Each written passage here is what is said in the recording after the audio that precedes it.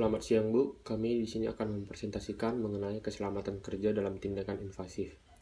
Kelompok kami yaitu kelompok 5 terdiri dari pertama Fitra Fadila Siregar, kedua Gabriel Christian Barus, ketiga Gangsar Haryo Narendra, dan keempat Haris Abdurrahman Anwar. Materi yang kami akan bawakan yaitu pertama pengertian tindakan invasif, kedua kebijakan tindakan invasif dan non-invasif di rumah sakit, ketiga persiapan tindakan invasif di rumah sakit.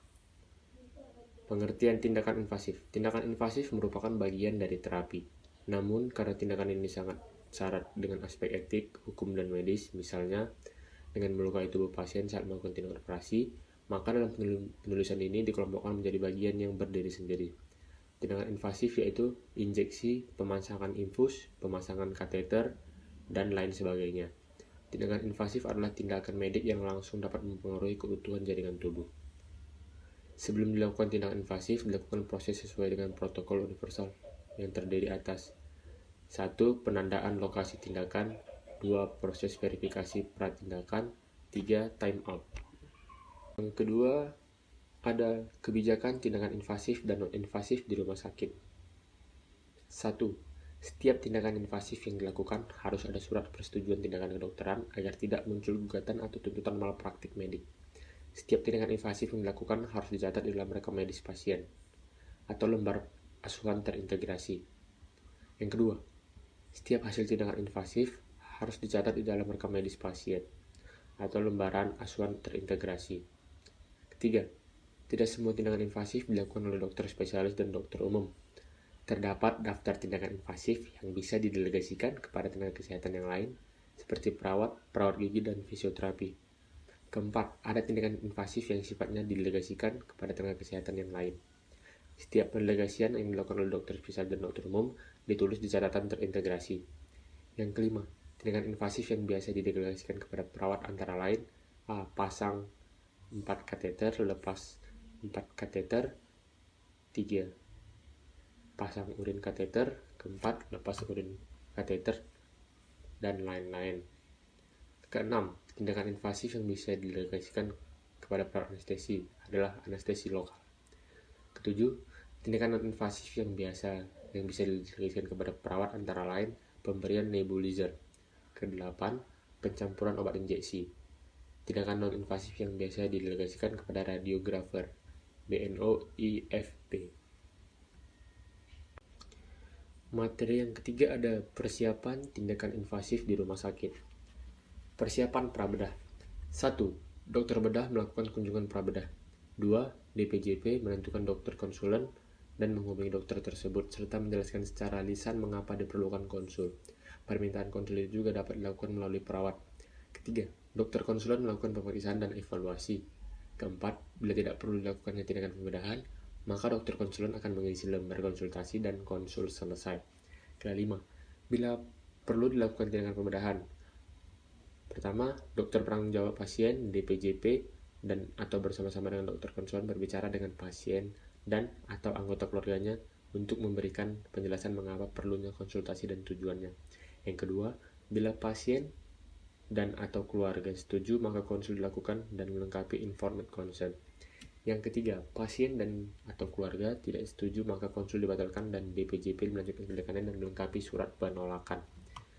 Yang keenam, bila tindakan pembedahan disetujui, maka dokter bedah atau DPJP dan konsulen melengkapi status permintaan pemeriksaan lanjut.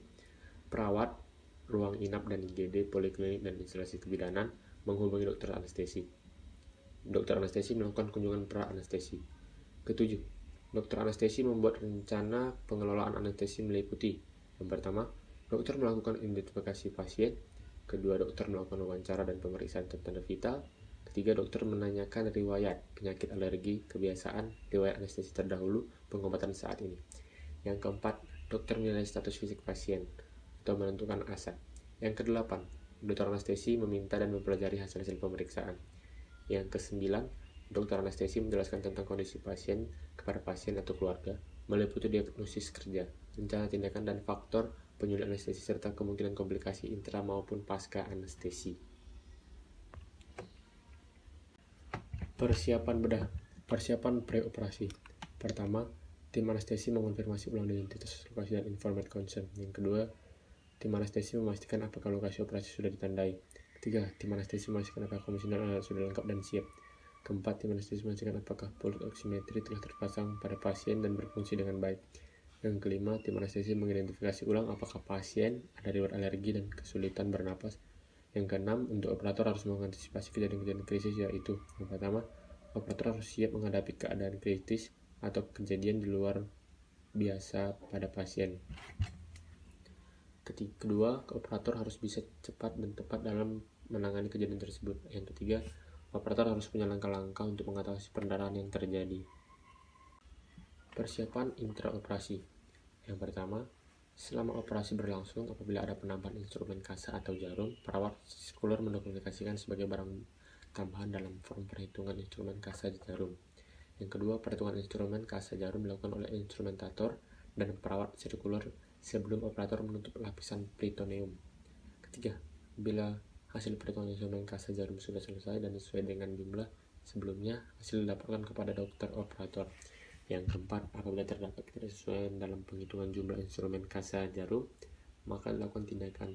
Pertama, lapor kepada operator tentang ketidaksesuaian jumlah item tersebut, dilakukan penghitungan ulang. Ketiga, dilakukan pencarian item tersebut dengan menggunakan mesin ronsen. Persiapan post-operasi. 1. Petugas mengonfirmasi. Pertama, tentang nama prosedur tindakan yang dilakukan. Kedua, apakah perhitungan jumlah instrumen kasa jarum dan benang sudah tepat. Yang ketiga, apakah spesimen sudah diberi label, termasuk nama pasien. Yang keempat, adakah perlakuan khusus untuk penanganan dan pemulihan pasien ini. Yang kedua, instrumen dan alat pendukung dibersihkan dan dirapikan. Yang ketiga, pasien dibersihkan dan luka operasi ditutup. Yang keempat, sampah medis dimasukkan ke dalam kantong kuning, sedangkan untuk yang non-medis ke kantong hitam. Kelima, lilin bekas operasi dimasukkan dalam kantong kuning, kemudian dimasukkan ke kontainer, lalu dibawa keluar.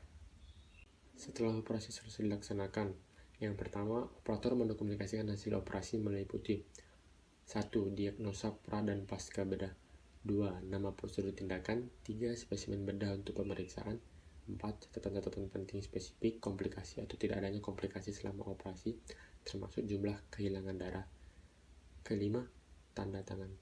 Kedua, perawat RR mendampingi operator dalam membuat laporan dan membuat catatan instruksi terintegrasi. Yang ketiga, perawat recovery room melengkapi laporan operasi meliputi 1. Identitas pasien terdiri dari nama, jenis kelamin, tanggal lahir, dan nomor rekam medis. Ketiga, nama dokter dan asisten. Ketiga, tanggal waktu dan mengecek kembali laporan yang telah ditulis oleh operator atau DPJP. Keempat, selama di ruangan RR, petugas melakukan pemeriksaan tenaga vital pasca bedah. Petugas RR dan perawat ruangan melakukan serah terima pasien serta menjelaskan seluruh laporan tindakan invasif yang sudah dilakukan pada pasien tersebut sampai asuhan keperawatan yang sudah diberikan. Demikian hasil presentasi kami mengenai keselamatan kerja dalam tindakan invasif. Terima kasih. Selamat siang.